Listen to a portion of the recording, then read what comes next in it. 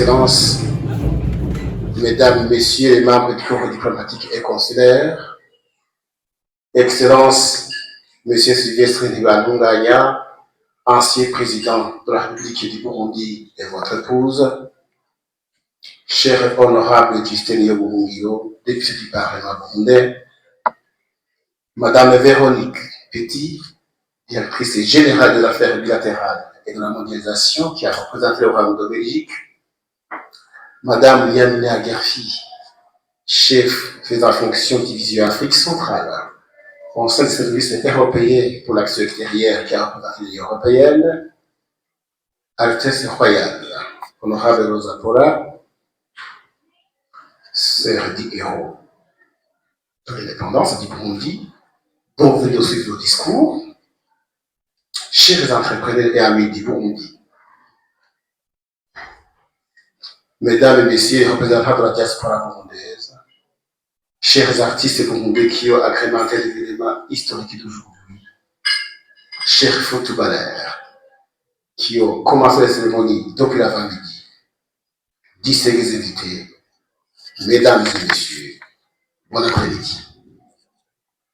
C'est avec une profonde émotion et un immense honneur que je vous souhaite la bienvenue à cette cérémonie marquant le 64e anniversaire de l'indépendance de la République du Burundi. Au nom du gouvernement de la République du Burundi et à mon nom personnel, je vous remercie chaleureusement pour votre présence qui témoigne de l'amitié, de la coopération et de la solidarité qui unissent le Burundi à ses partenaires ainsi qu'à tous ses amis. Le 1er juillet 1962 demeure une date mémorable dans l'histoire de notre nation. Ce jour-là, le peuple burundais recouvrait sa souveraineté et affirmait sa volonté de prendre en main son destin. Nous rendons aujourd'hui un hommage solennel et à tous les patriotes qui ont consacré leur vie à cette noble cause, en particulier à notre héros national, le prince Louis Rwagasore, symbole de l'unité, du patriotisme et de la dignité nationale, sans oublier, bien entendu, son Excellence Monsieur le Président Melchior Ndadaye, héros de la démocratie au Burundi. C'est d'ailleurs dans cette perspective que le 1er juillet de chaque année, le gouvernement et le peuple burundais célèbrent l'indépendance du Burundi sous un thème bien précis. Pour cette année 2026, le thème choisi est, je cite, en langue nationale, turi kumwe twese duhabuze intara yo kwikukira mu vy'ubutunzi, c'est-à-dire tous ensemble unissons nos efforts pour défendre notre souveraineté économique. Quant au discours irrelatif, le numéro 1 burundais l'a prononcé le 1er juillet au stade Ntwari de Bujumbura, où j'étais également invité. Je vous renvoie au site de l'ambassade du Burundi, qui est www.ambaburundi.e pour en suivre les détails. Distingués invités, mesdames et messieurs, 64 ans après l'indépendance, le Burundi poursuit résolument son chemin vers le progrès. Sous le leadership de son Excellence, le président de la République, le général-major Évariste Ndayishimiye, le pays œuvre à la consolidation de la paix, au renforcement de la cohésion sociale, à l'amélioration de la gouvernance et à la transformation économique. Notre vision nationale, c'est l'État Burundi émergent en 2040 et développé en 2060, constitue aujourd'hui le cadre stratégique qui guide nos efforts collectifs. Cette ambition exige la mobilisation de toutes les énergies nationales, de nos partenaires et de notre diaspora. À cet égard, je tiens à saluer la contribution remarquable des Burundais vivant à l'étranger.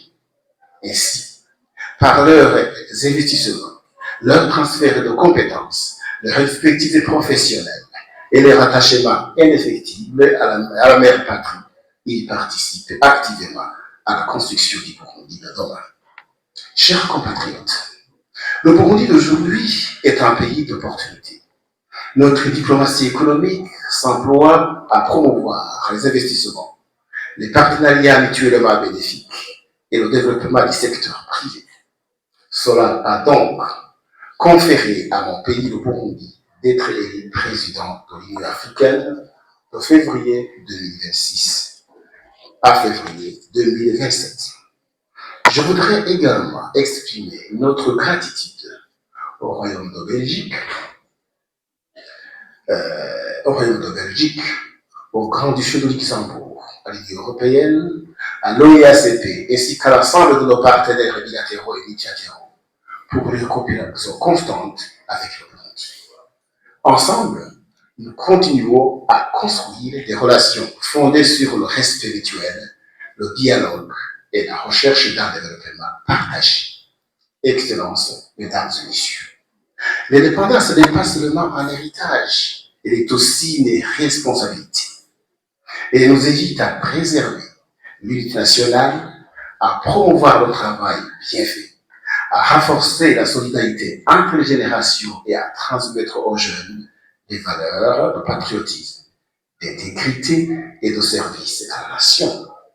Que cette célébration soit l'occasion de renouveler notre engagement en faveur d'un Burundi prospère, paisible et rayonnant au sein de la communauté internationale.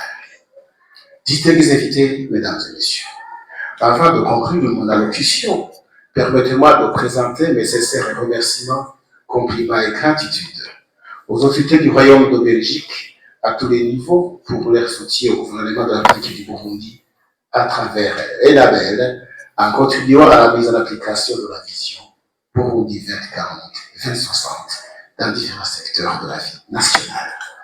Mes vifs remerciements sont adressés à l'Union européenne pour les bonnes relations de coopération qui existent si heureusement entre le Burundi et l'Union européenne, notamment à travers les différents projets, particulièrement les membres de la diaspora burundaise, les alliés du Burundi et l'ensemble du personnel de l'ambassade du Burundi à Bruxelles.